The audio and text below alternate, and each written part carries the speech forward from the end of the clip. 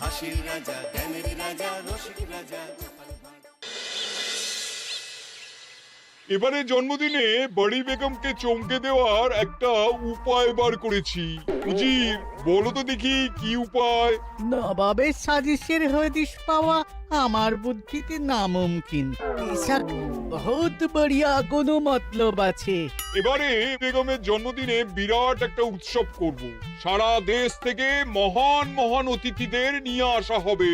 দুনিয়ার সেরা সেরা খাবার, সেরা সেরা গাইয়ে, সেরা সেরা বাজিয়ে, সেরা সেরা নাচিয়ে রাতকে দিন করে দেবে এমন রোশনাই। রেস্ট নাই। কি বললে?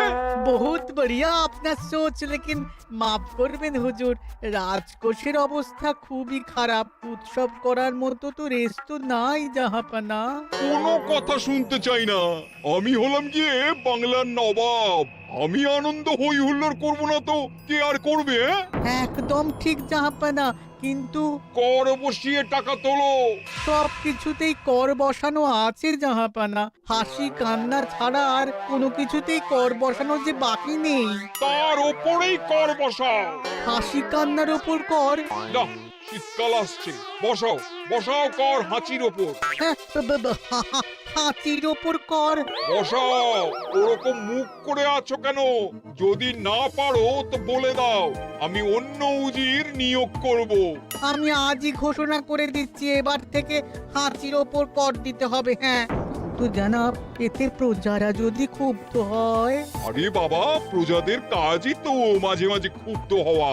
তা ঠিক হুজুর। আমাকে কদর করে এমন কিছু সন্ডা আছে, তাদেরকে কাজে লাগাতে হবে। বহুত খুব জাহাপানা। তাহলে হাঁচি গোনার লোকের ব্যবস্থা করে নি। ওই সন্ডারাই হাঁচি গুনবে। ওদের স্বেচ্ছাসেবক হিসেবে নিয়োগ করো। বহুত খুব জাহাপানা। সব জায়গায় লোক পাঠাতে শুরু করো। তবে কৃষ্ণনগরে বেছে বেছে লোক পাঠাবে। আর মনে রেখো, ওখানে গোপাল আছে।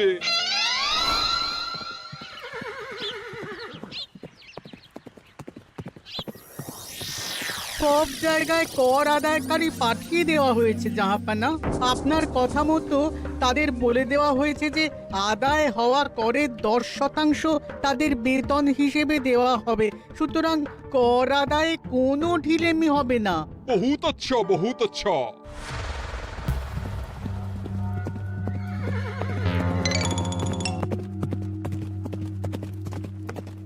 হ্যাঁ, তুমি ঠিক পড়েছো তো মন্ত্রী? হাঁচির উপরে কর?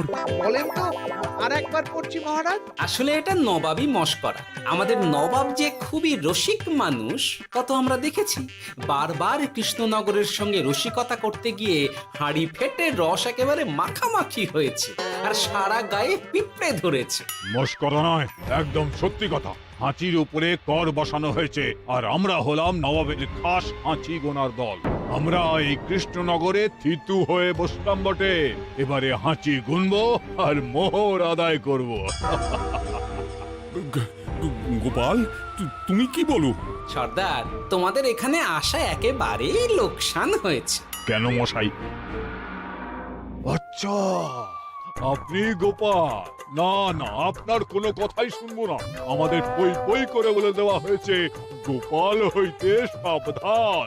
সর্দার, আমি তোমাকে সাবধান হতেই বলছিলাম। হাঁচি ধরতে গেলে তোমাদের খুব সতর্ক থাকতে হবে, কারণ এই কৃষ্ণনগরের বাসিন্দাদের শরীর স্বাস্থ্য এত ভালো যে এখানে কেউ হাঁচে না, কাশে না, ঢেকুর তোলে না, ইয়ে করে না। বলেন কি মশাই? এটা তো নবাবকে জানাতে হচ্ছে। যাও যাও, এক্ষুনি মুর্শিদাবাদে ফিরে গিয়ে নবাবকে জানাও। ওরে, কেউ এদের যাওয়ার ব্যবস্থা করে দে। ওই তো হেঁচেছে। হাসি এক। পুরো এক মোহর। হাঁচি দুই, দুই মোহর। আরে, এটা তো হাঁচির বাচ্চা, এটা তো ধরলে চলবে না। কেন? হাঁচি হলেই তো হলো। কি করব সর্দার? লিখবো? দেখ, একবার গুনে যখন ফেলেছি পুরো ছাড়তে পারবো না। আধমোহর লেখ। এটা কাশি, কাশিতে কোনো করের কথা নেই। লেখ লেখ লেখ লেখ লেখ। হাঁচি তিন, পুরো 1 মোহর। আচ্ছি, হাঁচি 4,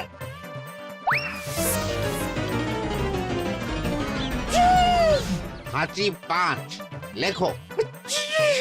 হাঁচি 6,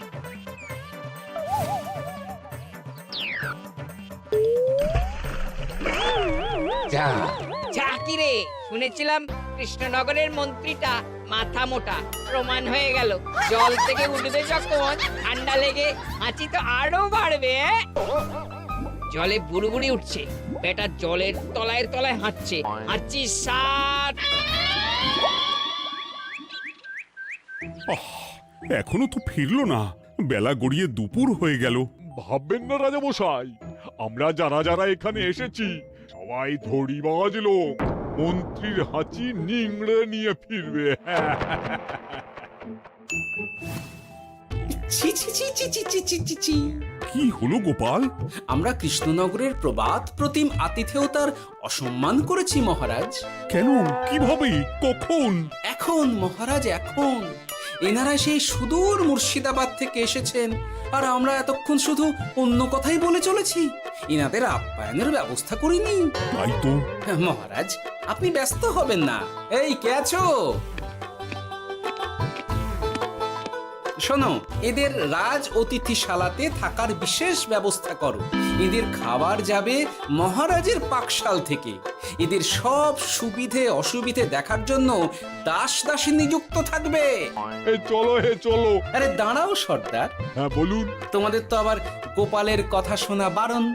আমার ব্যবস্থায় বোধহয় তোমরা থাকবে না। বাদ দিন তো, আসলে ভয় ছিল আপনার বুদ্ধিকে, আর ভয় নেই। কেমন আগু পিছু বিচার না করেই বলে ফেললেন এখানে কেউ হাঁচে না। বুঝে গেছি, আসলে গোপাল হলো গল্প। চলো চলো, ও বড্ড খিদে পেয়েছে। প্রহরী, এই সর্দারের দলের বাকি লোকগুলো এলে এদেরকেও অতিথিশালায় নিয়ে যেও। হ্যাঁ, আচ্ছা। এ কি গোপাল, এই রক্তচোষাগুলোর জন্য তুমি রাজনিবাস আর রাজভোগের ব্যবস্থা করে দিলে? গোপাল কার পক্ষে মহারাজ? এতক্ষণ গোপালের সব কাজ তো কৃষ্ণনগরের বিপক্ষে গেল। বটেই তো, আমি মনে মনে গণনা করে দেখলাম গোপালের শুল যোগ শুরু হয়েছে। আগামী 1 যুগ ধরে গোপাল যেখানে থাকবে সেখানে রাহুর প্রকোপে দুঃখ দারিদ্র মহামারী একসঙ্গে এসে ধরা পড়বে। মহারাজ, গোপাল কখনো কৃষ্ণনগরের খারাপ ভাবেনি। সে যখন ওই রক্তচোষাদের রাজভোগে রাখার ব্যবস্থা করেছে, তখন বুঝতে হবে এর মধ্যে একটা ঘোরতর প্যাঁচ আছে। গোপালই তাহলে বলুক, কি প্যাঁচ? মহারাজ, মানুষ বিলাসের সুযোগ পেলে কাজ ভুলে বিলাসেই ডুবে থাকে। কত সম্রাট মহাসম্রাট বিলাসিতায় ডুবে কত সাম্রাজ্য মহাসাম্রাজ্য ভেঙে টুকরো করেছে। এরা তো নবাবের পাঠানো কিছু মূর্খ বালক মাত্র মহারাজ। এদের রাজভোগে ডুবিয়ে দিলে হাঁচির কথা কি এদের মনে থাকবে?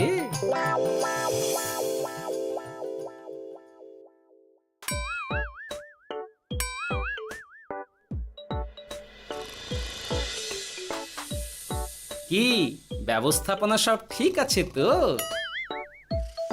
হ্যাঁ, খাসা ব্যবস্থা হয়েছে। আপনারা আমাদের অতিথি বলে কথা, আরাম করুন।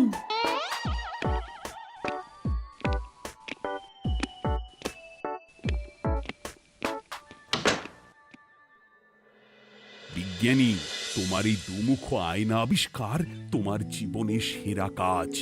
একদিক দিয়ে আয়না, অন্য দিক দিয়ে কাঁচ। কেউ জানতেই পারবে না যে তার উপর নজর রাখা হচ্ছে। অনবদ্য অনবদ্য। মহারাজের জয় হোক। কিন্তু মহারাজ, এই কৃতিত্বের মূল ভাগীদার আমাদের মন্ত্রী। তাই নাকি?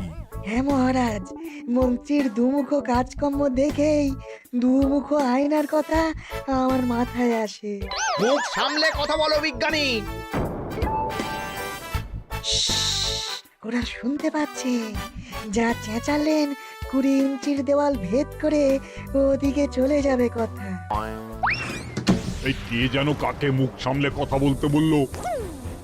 ওই ওই বাইরে কেউ বলেছে। এই তোমরা সবাই শোনো, অতিথিদের যেন আদর যত্নের ত্রুটি না হয়। আমি আর যাই, কাল সকালে আসব, কেমন? গোপালকে নিয়ে নবাব আর উজির যেমন ভয় দেখিয়ে দিয়েছিল, গোপাল কিন্তু সেরকম নয়। এই তোরা কি বলিস? না না না না না না, গোপাল একটু ওই হাবা গোবা আছে দাদা। দেখো দেখি কেমন বুক পেতে দিয়েছে। এবার ওদেরই বুকে বসে ওদেরই দাড়ি ওপরাবো। গোপালের জবাব নেই, ঠিক সামলে দিল। মহারাজ, এই প্যাঁচটা আমার মাথাতেই এসেছিল, কিন্তু ওই যে নাকে মাছি ঢুকে গিয়েই সব বরবাদ হয়ে গেল। মহারাজ, এই পরিকল্পনা যদি মন্ত্রীর মাথাতে আগে এসে থাকে, তাহলে এদের মন্ত্রী আমার চেয়ে ভালো করে সামলাতে পারবেন মহারাজ। বটেই তো, এই দায়িত্ব আমি নিলাম মহারাজ।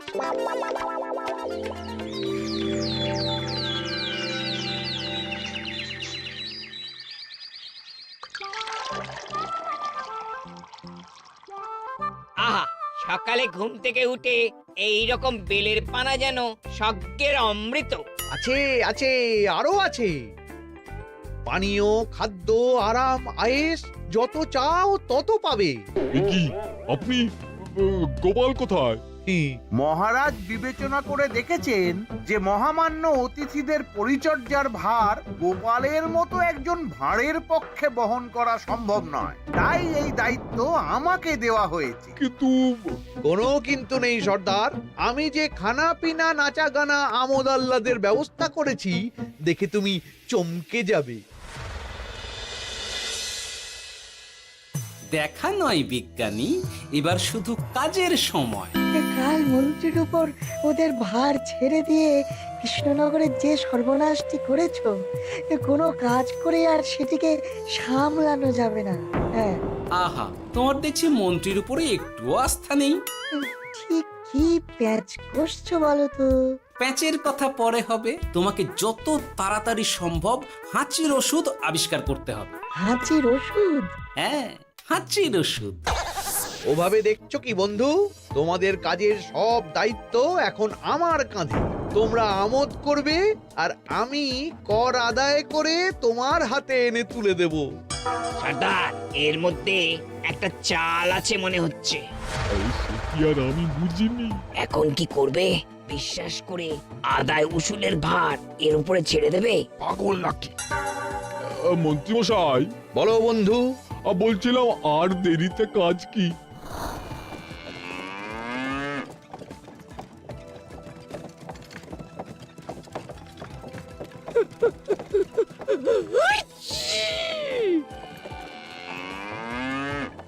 মন্ত্রী, লেখো হাঁচি এক। ওহে, তোমার নাম কি? মন্ত্রেশ্বর উজুরি আগে। লিখুন মন্ত্রী মশাই, নাম লিখুন। ওহে মন্তেশ্বর, হাঁচি কর, এক মোহর ছাড়ো দেখিনি।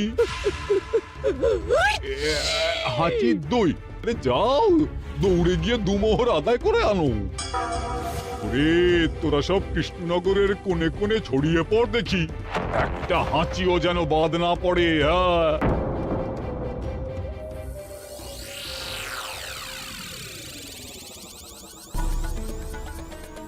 এটা হুজুরে আলাক বর্ধমান, খাম্বাস এবং কৃষ্ণনগর থেকে। চমৎকার চমৎকার। তাহলে গোপাল কিছু করতে পারেনি, আমাদের যুব শক্তি কৃষ্ণনগরকে পুরো নিংড়ে নিয়ে আসছে। মহারাজ কৃষ্ণচন্দ্রের একটা আবেদন আছে জানাব। এই হাঁচি করের 30% যদি ওই রাজ্যকে দেওয়া যায়, তাহলে আদায় উসুল আরো ভালো হবে। ওরা বলেছে যে আপনি যদি 30% দেন, তাহলে কর আদায় একেবারে জান লড়িয়ে দেবে। মঞ্জুর মঞ্জুর। আর একটা আর্জি আছে হুজুর, কৃষ্ণচন্দ্র কদিন বাদে নবাবকে কৃষ্ণনগরে আমন্ত্রণ জানিয়েছে। কেন? কৃষ্ণনগরের নবাব এবং তার উন্নয়ন উপলক্ষে এক মহোৎসব হবে। সেই সঙ্গে শহরে থাকা ইংরেজদের কাছেও নবাবের সৈন্য বলের এবং নবাব ও কৃষ্ণনগরের মধ্যে পারস্পরিক ভ্রাতৃত্বের সম্পর্কের বার্তাও পৌঁছে দেয়া যাবে। নবাবের অধীনস্থ রাজারা নবাবের শত্রু, এই রকম একটা ধারণা থেকে ইংরেজরা ইদানিং বেপরোয়া হয়ে উঠেছে, তাতে লাগাম উঠবে। বহুত খুব, মঞ্জুর মঞ্জুর মঞ্জুর।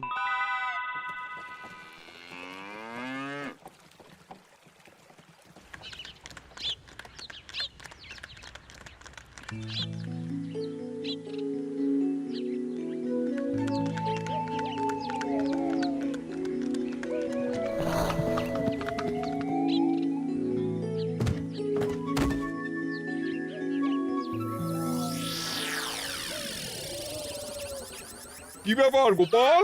জাহাপনা বলুন, কি খিদমত করব? আমি যা বলবো তাই করবে। অবশ্যই জাহাপনা। क्या बात উজির, তুমি সাক্ষী, মহারাজ কৃষ্ণচন্দ্র আপনিও সাক্ষী। গোপাল আমাকে কথা দিয়েছে আমি যা চাইবো তাই করবে। গোপাল, তুমি আমার সঙ্গে মুর্শিদাবাদ যাবে। এখন থেকে আমার দরবারের বিদূষক হিসেবে থাকবে, কেমন? ওরে ওরে ওরে ওরে ওরে, তোরা বাজনা বাজা। এখন থেকে গোপাল আর কৃষ্ণনগরের নয়, গোপাল মুর্শিদাবাদের। চলছে বাজা।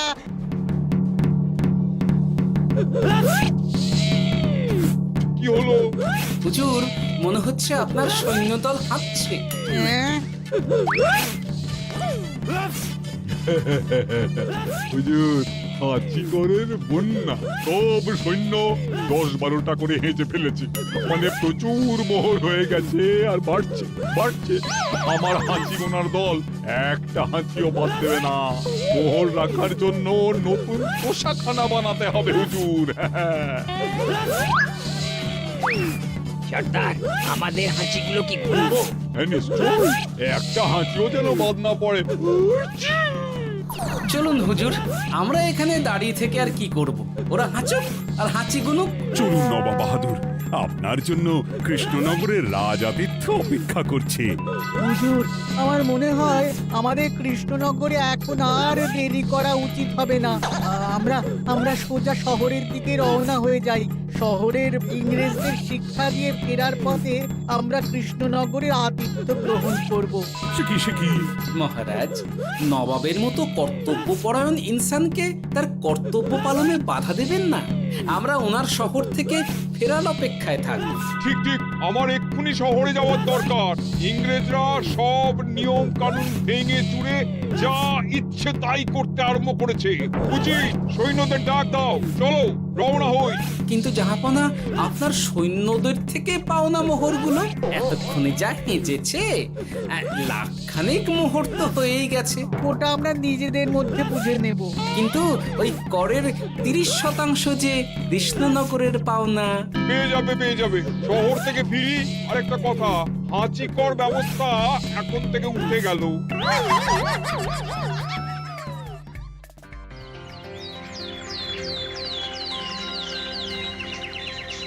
মহারাজ, কিভাবে গোপাল ভাঁড় মহাশয় নবাবের উন্মাদের মতো জারি করা ওই হাঁচিকর থেকে আমাদের সকলকে রক্ষা করেছেন তা আমরা সকলেই জানি। খাম্বাজের তরফ থেকে তাই গোপালকে সামান্য উপহার।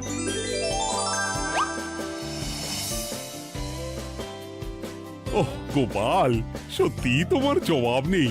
কিছুই হতো না যদি না বিজ্ঞানী ওই হাঁচি চূর্ণ আবিষ্কার করত। এই উপহারের অর্ধেক কিন্তু বিজ্ঞানী। সবই তো বুঝলাম, নবাবকে সৈন্য সহ নিমন্ত্রণ থেকে সৈন্যদলকে হাঁচি চূর্ণ মাখানো, চাঁদোয়ার তলায় ঢোকানো পর্যন্ত। কিন্তু চাঁদোয়া থেকে হাঁচি চূর্ণ ঝরে পড়লো কি করে, সেটাই তো বুঝলাম না। এটা তুমি বলো বিজ্ঞানী। শব্দের বাতাসে কম্পন তৈরি হয়। গোপালের হাততালিতে আমার ঘরের শাড়ি থেকে হাঁচির জন্য ঝরে পড়েছিল। এখানে চাঁদোয়া থেকে ঝরে পড়েছিল বাজনার শব্দে। কি ব্যাপার বিজ্ঞানী, তুমি এখন ছেলে খেলা করছো? হাঁচির ওষুধ হয়ে গেছে। হয়ে গেছে? মূল উপাদান তামাক, গোলমরিচ আর আলকুশির গুঁড়ো। কাজ হবে? হাততালি দাও। হাঁচ! কাজ হলো। ব্যাপারটা কি হলো? ওই শাড়িটাতে হাঁচি চূর্ণ মাখানো আছে, তোমার হাততালির শব্দের কম্পনে ঝরে ঝরে পড়েছে। একবার নাকের কাছে এলে পিঁপড়ের থেকে পিশাচ, হাঁচতেই হবে, হাঁচতে হবেই হবে। নবাব যদি বাজনা বাজাতে না বলতো। আমাদের বাজনদাররা তৈরি ছিল মহারাজ। যাক, সবই ভালোই ভালোই মিটে গেল। যার শেষ ভালো তার সব ভালো। ব্যাস, এখন শুধু একটাই কাজ বাকি। নবাবের কাছ থেকে করের 30% বাবদ পাওনা মোহর মুর্শিদাবাদে গিয়ে নবাবের কাছ থেকে তুমি নিয়ে আসবে। আচ্ছা মহারাজ। হাসির রাজা জ্ঞানের রাজা রসিক রাজা